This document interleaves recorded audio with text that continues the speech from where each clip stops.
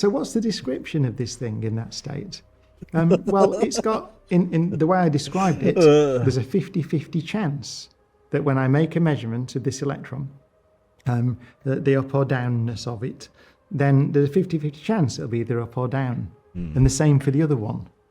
But like we can just say that still equals outcome, right? That still equals happy guy. And as long as there's a happy guy, and then we have a happy guy and a neutral guy, then we have an equation. All right, okay? That's what that state means. But if it's up, down, plus down, up, then it means that if I make a measurement of that one, if I say, well, okay, I know what that is, it's up. The other one has to be down.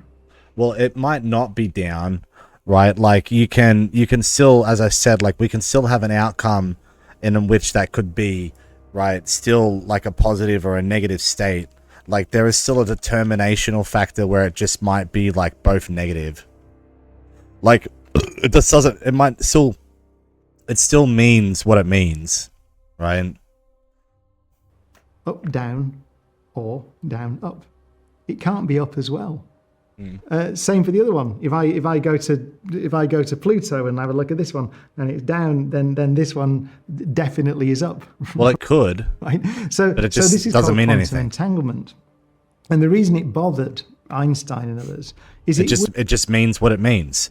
It just means that we just had a state that wasn't reactive, right? It would appear that something is instantaneously changing, and it's not just your knowledge of the system. Like it's just look, math will fall back onto the originality, right? What is A plus B equal?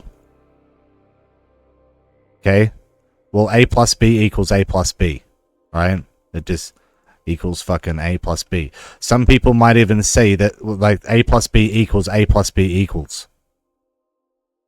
It's like, oh, well, like we can go into that argument, but that's a completely different fucking that's a completely different philosophical math question.